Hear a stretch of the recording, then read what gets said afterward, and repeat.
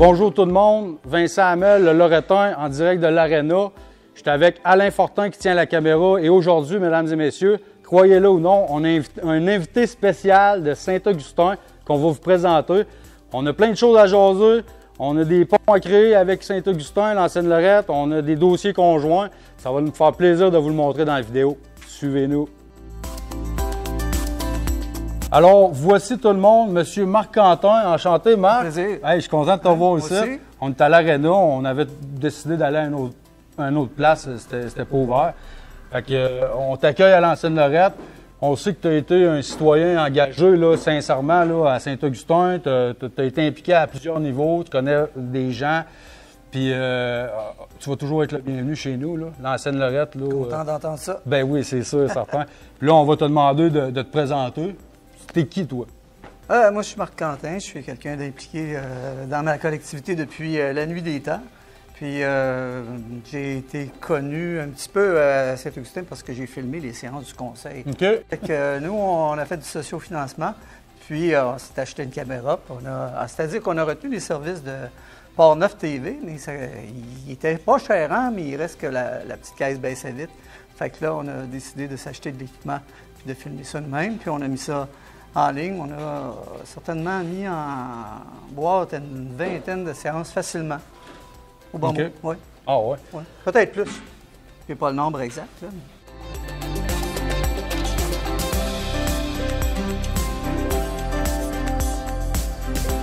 Bien là, je pense que vous, là, vous avez eu un jugement de la Cour des petits crayons. Oui. Hein, vous avez fait une démarche judiciaire. Si je ne m'abuse, on vous a dit c'est une bonne cause, mais c'est pas le bon tribunal. Exactement. C'est ça. Donc, vous, dans votre esprit, vous ne voulez pas laisser les choses là. Exactement. Mais à partir de ce moment-là, vous vouliez rallier des gens de Saint-Augustin à la cause. Oui, exact. Et puis là, de fil en aiguille, avec des contacts, bien là, vous êtes tombé sur moi. Puis les gens qui sont impliqués dans le domaine. Il y a plusieurs personnes qui vous entourent aussi.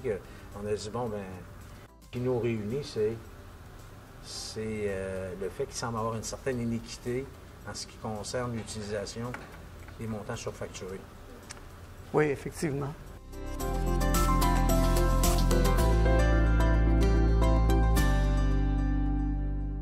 Peut-être dans l'historique de l'ancienne Lorette, je me rappelle très bien M. Loranger, quand tout ça a commencé, il avait dit que ça l'écœurait de poursuivre. Ouais. Mais il était prêt à se faire écœurer puis à continuer la cause. Ouais. Puis la réalité, c'est qu'il l'a gagné.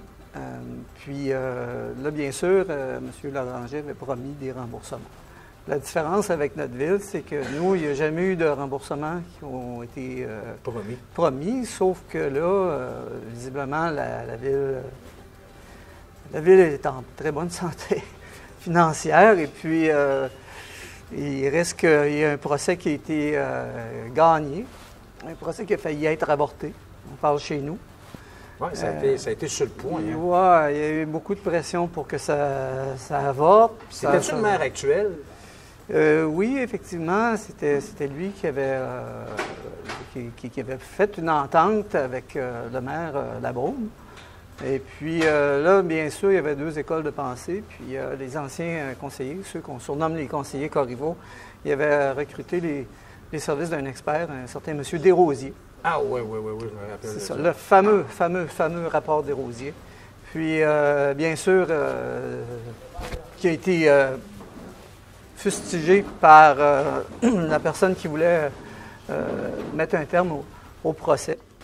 Puis, assez curieusement, à l'époque, moi, j'étais en faveur de cette entente-là parce que je continue de penser que la pire des ententes vaut mieux que le meilleur des procès.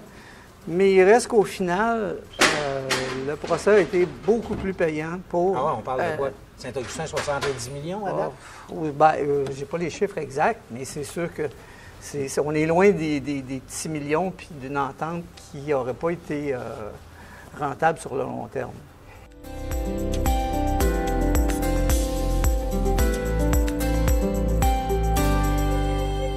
Là, je parle pour moi, mais en tant que contribuable, on s'est fait saigner à blanc. C'est ce que je pense. Oui. Puis moi, ben, j'aimerais revoir mes sous. Maintenant, qu'est-ce que ça représente? Si ça représente 10-12 piastres, on va laisser passer. Mais là, on sait que ça représente environ 2 comptes de taxes. Fait qu'en partant, là, tu dis combien, tu dis combien ça donne, mais si tu étais là depuis 15 ans, c'est 2 comptes de taxes, à peu près. Tu dis, hey, c'est de l'argent.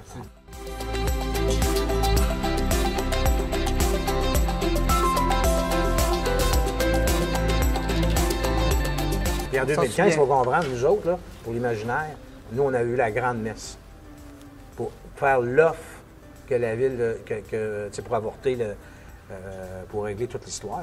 Je pense que j'étais là, moi, d'ailleurs. À la grande messe.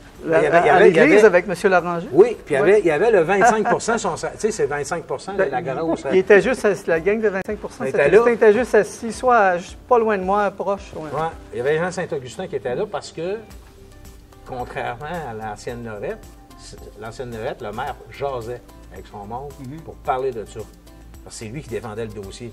Corriveau, bien, je pense qu'il suivait la parade un peu. Oui, bien là, c'était tout Corriveau. C'était tout Corriveau à cette époque-là?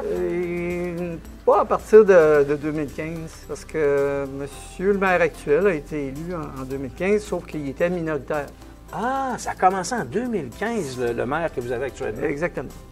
Donc, okay, M. Corriveau, il est parti dans une circonstance un peu compliquée. Pendant qu'Émile faisait sa grande messe, votre mère essayait de patenter quelque chose pour avoir un offre.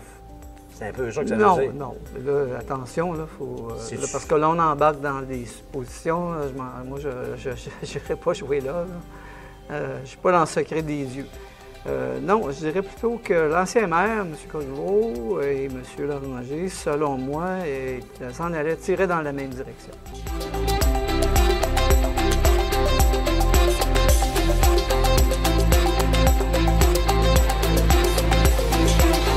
Première chose, on a des avocats qui travaillent sur le dossier. Ils sont en train de s'assurer qu'ils vont tout attacher les choses. Foncièrement, OK? Les citoyens de Saint-Augustin et les citoyens d'Ancienne-Lorette vivent la même chose. Il est arrivé une iniquité à partir de 2008, 2009, jusqu'à 2021. Le délai de prescription, il reste encore 2 ans. Ce qu'on fait, c'est qu'on commence à informer les gens, on prépare nos choses légales, on va informer les gens de Saint-Augustin, on va informer les gens d'Ancienne-Lorette. Moi, je ne ferai pas ça tout seul. Je n'ai pas l'intention. Quand on va dire qu'on est prêt à déposer l'action collective, on va avoir notre comité à l'Ancienne-Lorette, un comité citoyen. On va avoir un comité de citoyens à Saint-Augustin. On va prendre le temps de les préparer, les informer. On ne fera pas ça nous autres tout seuls dans notre petit coin. Puis ces 2 comités-là, comme là, on est en train de faire là, on va jaser, on va s'assurer qu'on a bien compris. Puis quand ça va se déposer, on ne sera pas 4. On va être 300, 400, 500, 1000. Moi, ce que je recherche, c'est d'informer les gens qui ont des droits. Puis que c'est pas normal, quand tu as payé un compte de taxes, puis qu'on sait qu'il y a une erreur dessus, on ne te rembourse pas. Puis ça, c'est la règle du bon sens. On ne veut pas vivre dans un Québec où ces valeurs-là d'équité entre chaque citoyen soient, comment on appelle ça, bannies. Puis pourquoi les gens de Saint-Augustin sont là? Parce qu'ils vivent la même chose que nous autres. On ne veut pas que dans un Québec comme on vit là, quand il se produit quelque chose comme ça, on ne veut pas que ces valeurs-là soient transgressées. La valeur d'équité, la valeur « je ne vole pas mon prochain ». C'est une question de principe. C'est une question de principe.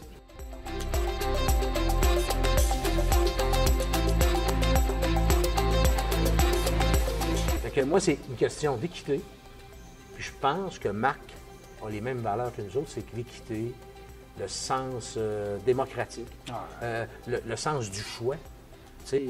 Moi, c'est la première chose qu'il m'a parlé. Il dit, on dirait qu'on a perdu de la démocratie. Marc, parle-nous de ça. En fait, je reprends les dires d'un ami personnel à l'effet que la démocratie est malade. Dans ce sens où on peut se prononcer seulement une fois aux 4 ans. Oui. Puis entre les deux, si t'es pas content, on va... Ça reviendra dans 4 ans. Ouais, genre. Je suis gentil, là. Non, tu sais comment ils appellent ça? La consultation publique. Oui, bien là, c'est sûr que si on retourne... Non, il n'y en a pas. Si on retourne plusieurs années en arrière, je suis sûr que vous avez vu ça. dans les années 80 pour les plus vieux. Puis, n'est-ce pas? 80, c'est lui. Et il y avait des modèles de démocratie qui étaient basés sur la consultation citoyenne. Il y avait des modèles, tu sais, puis là, tu arrivais en haut, puis là, tu arrivais avec beaucoup d'éléments pour guider les élus, pour prendre des décisions. Mais ça, c'est des modèles théoriques. Aujourd'hui, c'est pas ça. Puis, malheureusement, ce que moi, je constate, ça ne veut pas dire que j'ai le monopole de la vérité, mais ce que moi, je constate, c'est que souvent, on va avoir des consultations, mais c'est pour donner une apparence de démocratie, tu sais, pour donner l'image qu'on est des démocrates, on consulte, tu sais. Mais alors qu'en réalité, toutes les décisions sont probablement déjà prises avant même que les consultations aient lieu, puis ça se prend encore dans des discours une petite élite. Mais imagine-toi que si j'aurais su ça en 2015, qui ne m'aurait jamais remboursé, ça aurait été plus payant pour moi de ne pas poursuivre parce que j'aurais sauvé frais d'avocat. Ça a coûté 12 millions de frais d'avocat. Là, tu dis, présentement, là, il y a un autre procès qui s'en vient. Là, je me demande, là, j'imagine que Saint-Augustin paye, là, mais ils en font un autre procès. Puis actuellement, ça nous a coûté, dans les 2 années de l'ère de notre nouveau conseil de ville à l'Ancienne-Lorette, 3,2 millions de frais d'avocat en 1 an et demi. Il s'en vient un autre procès, là. Puis là, ils sont en train de s'asseoir, puis ils sont en train de faire la passe du père Francis en 2015, où vous auriez, à Saint-Augustin, perdu beaucoup d'argent, mais vous avez de toute façon, vous ne la verrez même pas. Vous ne la verrez pas, cet argent-là. Ouais, on ne nous a pas demandé notre avis, contrairement à vous, les Lorettains.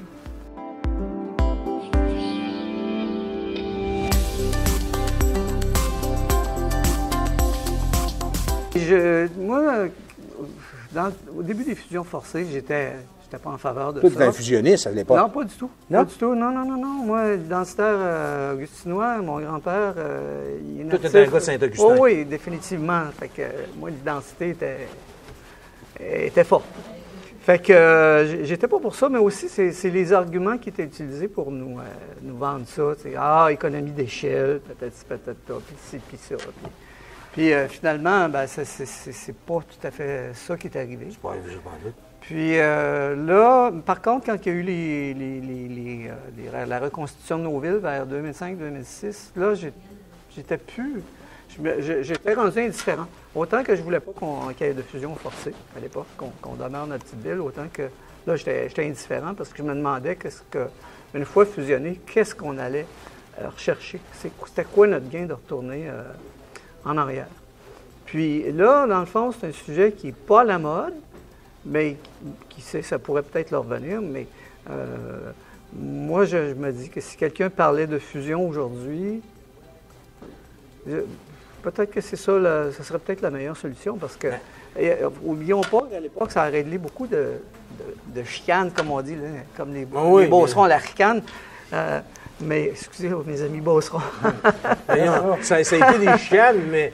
Il y avait 13 maires de la communauté urbaine de Québec. Puis là, finalement, la mairesse Boucher s'est ramassée mairesse de Québec, mais une mairesse. Fait que là, tu regardes ça, là, c'est devenu une guerre de coq, Saint-Augustin, Ancienne-Lorette, la ville de Québec, puis ça tiraille depuis ce temps-là. Finalement, c'est quoi notre gain collectif là-dedans? Je sais pas. Notre gain individuel, je parle. Et collectif, c'est quoi? On se le demande. On se demande c'est quoi le gain, puis c'est sérieux.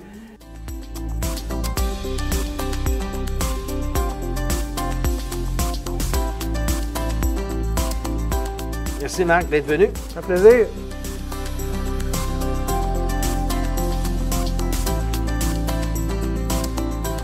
Alors tout le monde, voici ce qui conclut l'entrevue avec notre concitoyen de Saint-Augustin qu'on apprécie beaucoup. Ça nous a fait un plaisir de l'inviter ici à l'Arena. C'est le début d'une grande aventure et on vous tient informés. Suivez-nous sur Communauté Lorettaine, un groupe Facebook, et allez vous abonner à la page Le Loretain. À plus tout le monde.